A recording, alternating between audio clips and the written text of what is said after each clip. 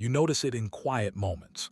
Perhaps it's during a meeting when your idea goes unacknowledged, or in a conversation where someone else's words seem to float above yours. The room doesn't feel empty, yet you feel unseen. Not in a dramatic way, not with loud rejection, but in the subtle absence of attention, of recognition, of acknowledgement. You feel as if your presence doesn't quite land, like a soft note in a room too full of louder ones. Sometimes it is even quieter, almost invisible to anyone else. You scroll through messages that go unanswered, watch someone walk past without a glance, or share a thought that dissolves into polite nods. It's not that anyone intends to erase you. The world rarely works that way, but in these moments, the invisible weight presses gently on your chest. You feel both there and not there, as if your edges have softened against the expectations of others. You may notice it in how you speak.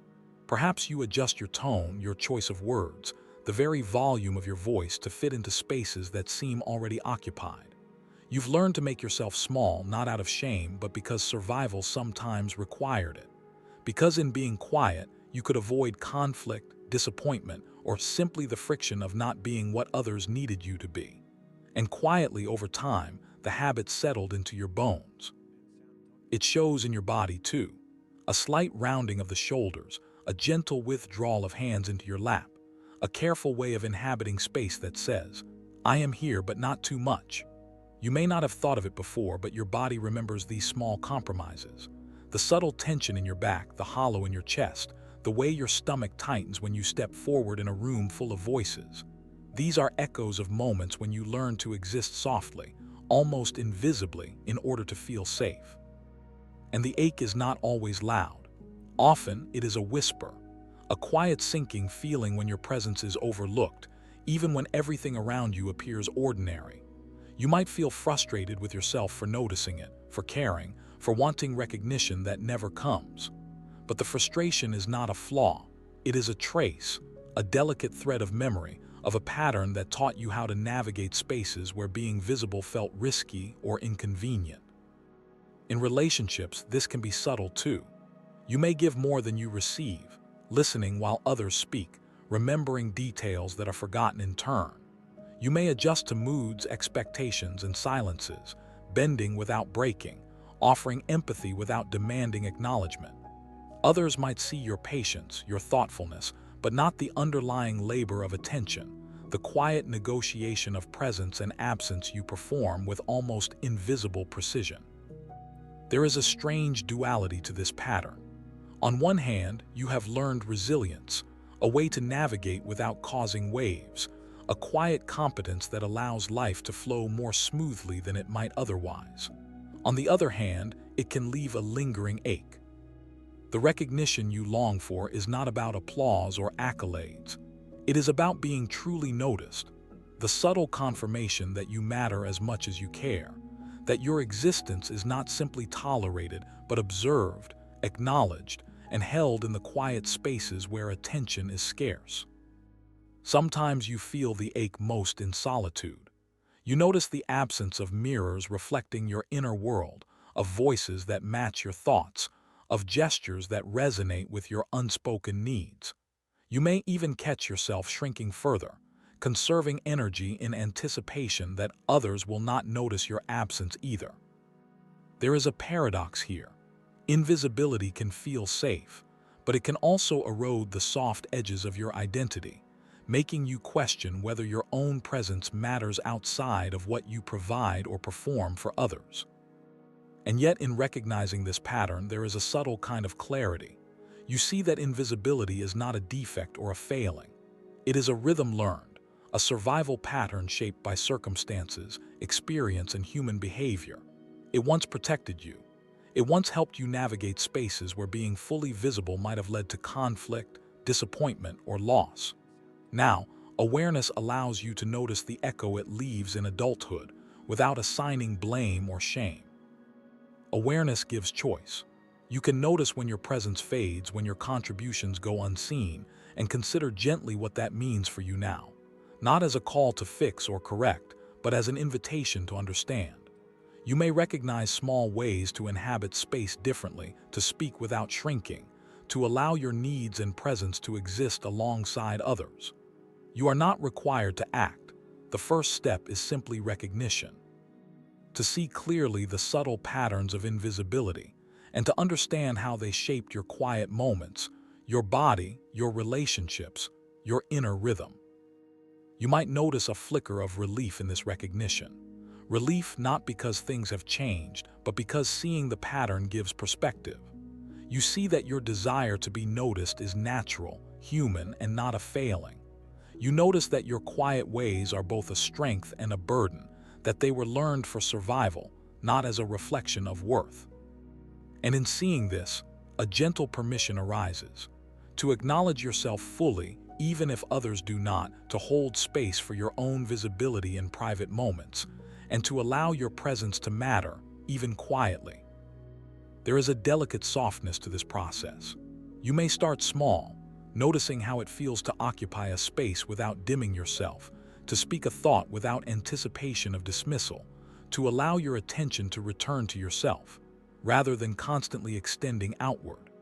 You may notice subtle joy in the act of recognition alone, the private knowledge that your presence is valid, that your voice carries weight, that your body's quiet language is meaningful. Awareness does not demand performance. It asks only that you see and honor what is already there.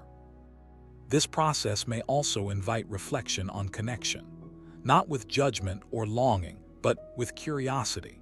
You may notice patterns in relationships where your visibility has been overlooked, moments where you leaned in quietly, or where your contributions were absorbed without recognition. Reflection allows you to trace the threads without blame, to see the patterns with gentle curiosity, and to recognize that your experience is coherent and understandable, shaped by circumstances, learned habits, and survival strategies. And with reflection comes a subtle grounding. You notice that invisibility, while it may hurt, is not a measure of your value. The ache is not a verdict on your worth. It is an echo of experience, a signal pointing toward awareness and choice. You may begin to recognize your needs and responses as valid, natural, and human. You can honor them quietly, tenderly, without shame or urgency. You may even notice the relief of letting yourself exist without the need for constant acknowledgement. Sometimes in these quiet moments of reflection, there is a soft hope, not a promise, not a transformation, but a gentle recognition that you can witness your own presence. You can be your own witness, noticing your thoughts, your feelings, your subtle contributions. Awareness offers a mirror, a way to observe yourself without judgment, a path to self-compassion that rests in quiet, slow acknowledgement.